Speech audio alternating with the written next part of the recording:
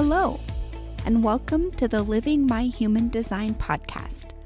I'm your host, Nicole Hoover, and I'm so excited that you're here. I have been on a self-healing journey since my early 20s, and when I discovered human design in January of 2021, I felt like I had finally found what I had spent the last 20 years searching for. I believe that if we live as our authentic selves, having forgiveness, compassion, love, and understanding in our hearts, that ripples out and positively impacts everyone we interact with. That is how we have the biggest positive impact on the world. My purpose is to be a beacon of light in the world, attracting those who have broken down, fallen apart, and are stuck under the weight of life, and help them rise up as their true authentic selves. By sharing my human design experiment through this podcast, I hope to encourage others to begin their own healing journey by experimenting with their own human design. Continue listening and join me on this life-changing experiment of self-discovery. Hello and welcome back. Today I am sitting at a campground along the Russian River in California. On Sunday, my husband and I head to San Francisco. And I'm really enjoying being back on the road again. We left home a few weeks ago, or home base a few weeks ago.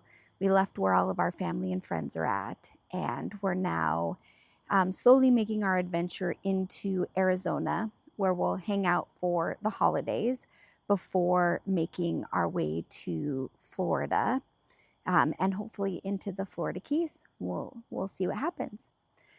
But today I wanted to talk to you about recognizing that splenic hit.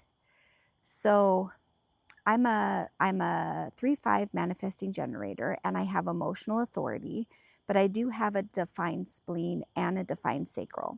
So I will get those splenic hits, and I of course will get those sacral hits, but then I have to wait for that emotional authority to let me know whether a decision is actually right for me. And I've been really taking time to feel what that feels like in my body and really slowing down. I have all this big, fast energy within my human design, but I keep being called to slow down just a little bit. And so I'm trying to take the time to really feel that emotional authority. And so I've been a little bit more tuned into it recently. And last week, my husband and I were staying in the Humboldt Redwoods at the national park, right there in the center of the redwood forest. And it was absolutely gorgeous. It was amazing spending a whole week in the forest surrounded by those ancient trees.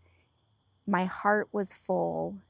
It was just an amazing experience. And it's so funny because as we left the redwoods and we were traveling farther south into California, we were desensitized to the size of the trees. So we were looking at the trees on the mountains, and Ryan's like, yeah, all the trees out here are midgets.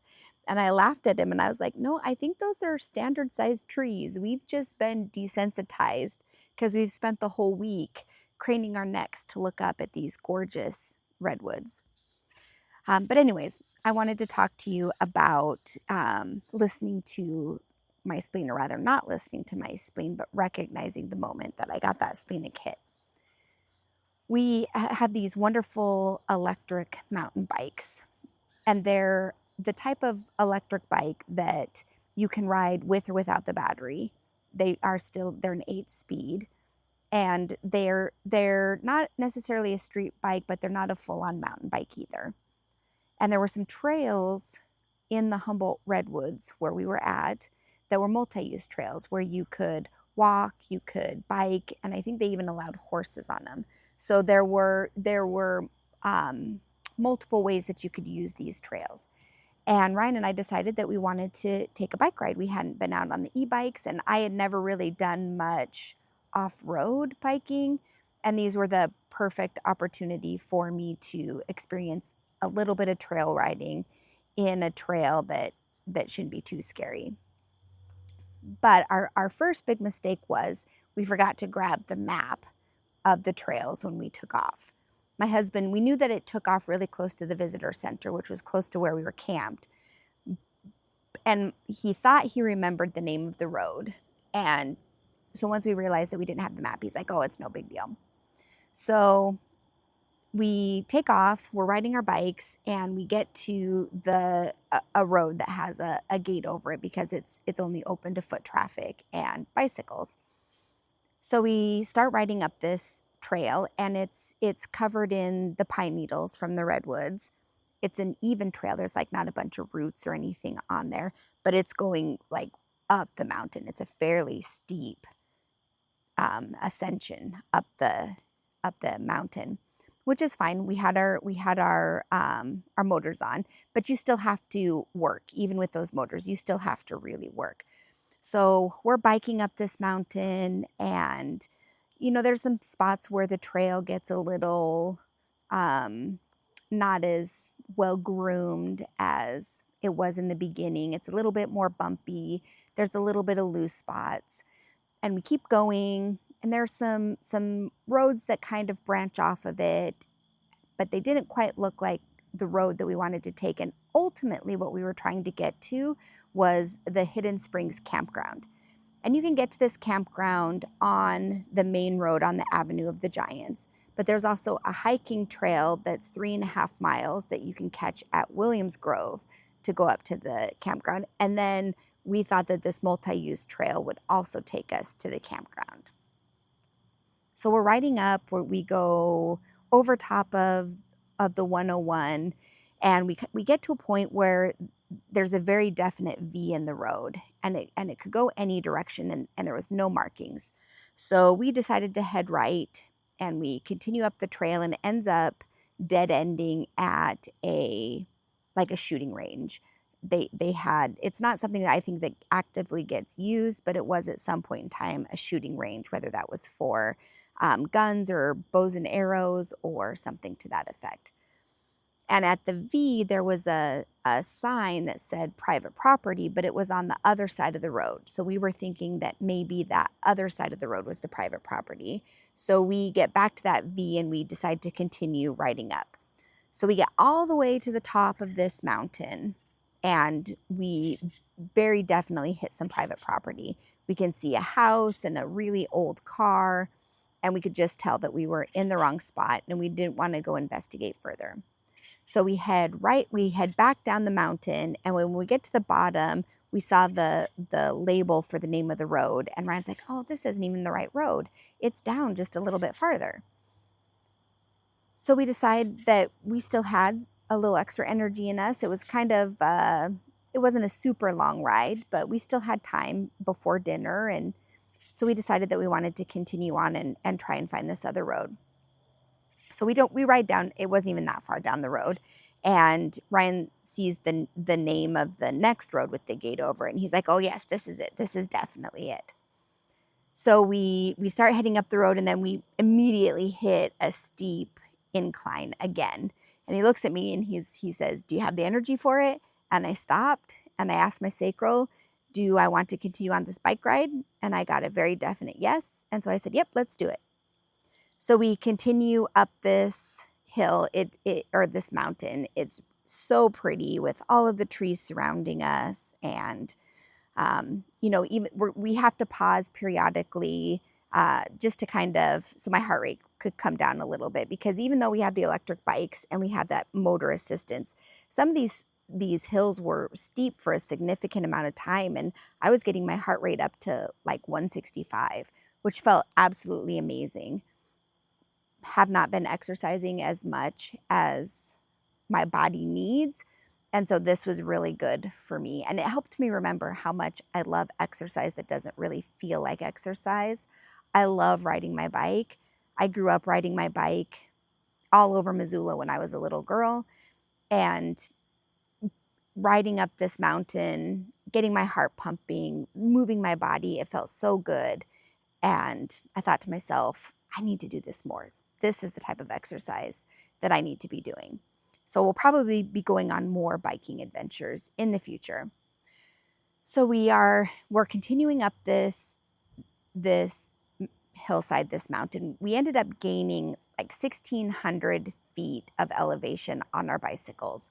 It was a pretty significant uphill trek. I'm really proud of myself for this, if you can't tell, because I'm a little bit out of shape. And so the fact that I could continue to do this without being absolutely fatigued and struggling, I'm really proud of that. So anyways, we continue on. We realize that we're finally getting to the top of this mountain. We look over to the left and we see like a zigzag hiking trail that kind of goes up the rest of the mountain. And then we kind of crest this hill and then we start going down.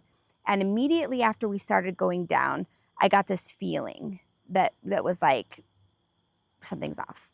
We're going the wrong way. And I just kind of discounted it. I was like, no, we've just been riding for a while. We haven't found the campground yet. It's got to be close. I don't want to give up yet. And I don't want to like give up and just almost be there and not have made it. So we continued on and the road started to change. It wasn't as well groomed. It was much looser. And so I'm still getting this feeling like something's off. And I recognized this feeling and I made note of it, but I was like, nope, we're going to continue on. I did not listen to it. So we keep going and the road gets super steep to the point where I couldn't even ride my bike down it. The gravel or the road was really soft and sandy and rocky. There were cat tracks. They were doing some work on like some power poles that were up there. And I think that's the only reason why the trail wasn't overgrown. And there were some places where they had to put down like a significant amount of rock because the road was so soft. So we were like, man, where is this campground? We're heading downhill. We're almost to the bottom and we haven't found the campground yet. What's going on? And then we get almost to the very bottom of the hill through some really treacherous downhill stuff. Like, I was like, if we're going the wrong way, there is no way that I'm going to make it back up this mountain. It was so much steeper than the way we came up. So we get almost to the bottom of the mountain and there's an open gate on the road and it says private property, dog on duty. And I almost started crying. I was like, there is no way that I can go back up over that mountain. It was like 5:30 at night now, almost 6 o'clock. We only had maybe an hour and a half of daylight left. I was getting hungry. We had drank most of the water that we had brought. And I was like, there's no way. There's no way. I can't do it. I was like, we're just going to have to take our chances and continue on. So we decide to move forward. And of course, there's someone out by his truck as we come riding by and he's all gruffy and like, this is private property. And up comes his Chihuahua, his dog on duty, and he's really upset with us. And we were like, I am so sorry, sir. We did not realize that this was private property. We took a wrong turn somewhere. We got lost. I'm so sorry. There's no way that we can take these bikes back up the way we just came. Can we just please continue on to the highway? We're so sorry. We were just really, really apologetic. And we were talking about how there's no signage, there's no marking. Even at that trail that we saw that went up the hill, there was no markings on that to even say what it was. And, we were very, very apologetic. And he's like, it's okay. It happens all the time. I'm going to have to take issue with the national park. And he's like, you just keep continuing on this road for like a half a mile and you'll reach Avenue of the Giants. So we continued on down the road. We got to the Avenue of the Giants and we stopped in Myers Flats and got Gatorade because we were so thirsty, and continued on to our RV.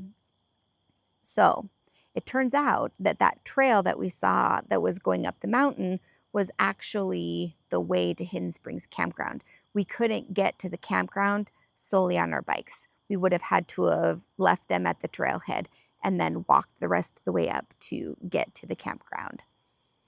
So my spleen had told us right at the exact moment, that we were on the wrong track.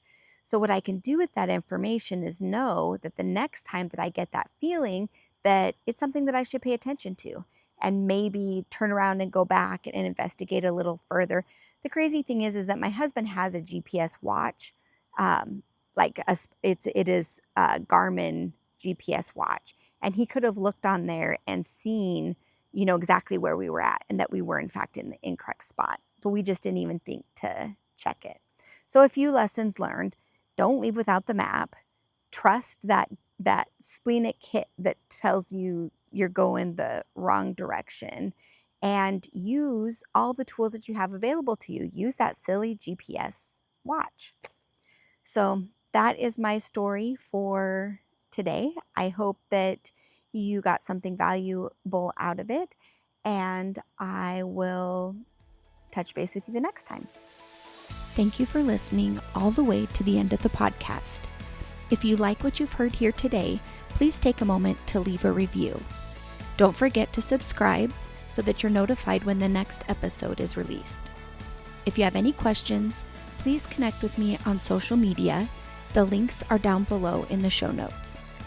Don't forget you can get your free human design chart at my website, livingmyhumandesign.com. And if you'd like to have me unpack your chart with you, you can also schedule an unpack at my website, and there are 3 options to choose from. That website address again is livingmyhumandesign.com. If you'd like to learn more about human design at your own pace, I highly recommend joining Emma Dunwoody's HDX membership. There are video modules on all parts of human design and tons of bonus materials. This membership also comes with a private Facebook community where you can ask questions and get additional support. I'm one of the guides in this community as well. The links to all of this information are down below in the show notes. Thank you again for listening. I'm sending you lots of love and light, and I'll talk with you soon.